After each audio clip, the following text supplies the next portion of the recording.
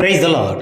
இன்று தவக்காலம் 18ஆம் நாள். இன்றைய வாசகங்கள் மிக சிறந்த சிந்தனையை நமக்கு கொடுக்கிறது என்றாலும் முதல் வாசகம் விடுதலை பயணம் நூல் 3ஆம் அதிகாரம் பற்றி சிந்திப்போம்.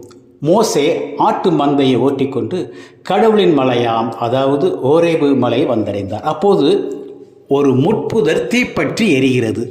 அதன் நடுவில் கடவுளின் தூதர் தோன்றினார். முட்புதர் தீந்து போகவில்லையே என்பதை பார்த்த மோசே ஆச்சரியமாக இருக்கிறது என்று அதை நோக்கி செல்கிறார்.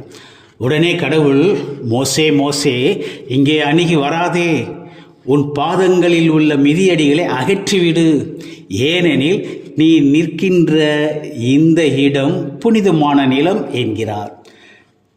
மோசேவும் மிதியடிகளை கலற்றி விடுகிறார். ஆண்டவர் அதன் பிறகு அவரோடு பேசுகிறார். இந்த நிகழ்வை கருத்தில் கொண்டுதான் ஆலய வாசலில் மிதியடிகளை கலற்றி விடுகிறோம். அது சரிதான். ஆனால் பீடத்தில் நிற்கும் குருக்கள் மிதியடி போட்டிருக்கிறார்களே. வெளிநாட்டில் உள்ள ஆலயங்களில் உள்ள எல்லோருமே மிதியடி போட்டுக்கொண்டுதான் இருக்கிறார்கள். இவர்களுக்கு ஒரு பைபிள், நமக்கு வேற பைபிளா?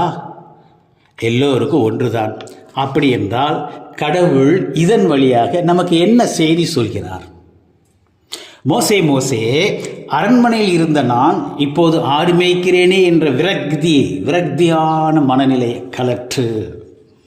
என் இனத்துக்காக அவனை கொலை செய்து சரிதான் என்று உன் செயலை நியாயப்படுத்துவதை கலற்று. அதனால் ஏற்பட்டுள்ள ஆணவத்தை கலற்று, கர்வத்தை கலற்று, உன்னிடமுள்ள பயத்தையும் கலற்று. மொத்தத்தில் இந்த உலகில் இது இருந்தால்தான் என்னால் வாழ முடியும், இது இல்லை என்றால் என்னால் வாழ முடியாது என்று எதை நினைக்கிறாயோ அதை கலற்று என்கிறார். இது மோசேக்கு மட்டுமல்ல, நமக்கும் தான். ஆனால் நாம் கலற்றுவதோ மிதியடியை மட்டும்தான்.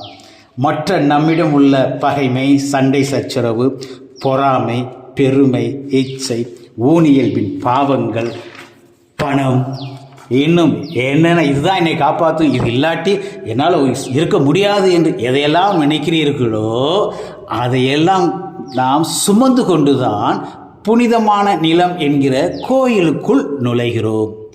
எப்படி நுழைந்தோமோ அப்படியே தான் வெளியே வருகிறோம். கிறிஸ்துவுக்குரியவர்களே, கடவுளின் விருப்பம் நாம் கலற்ற வேண்டியதை கலற்ற வேண்டும், ஏற்றுக்கொள்ள வேண்டியதை ஏற்றுக்கொள்ள வேண்டும். அதாவது கடவுளின் வார்த்தையை, விருப்பத்தை ஏற்றுக்கொண்டு அதை வாழ வேண்டும்.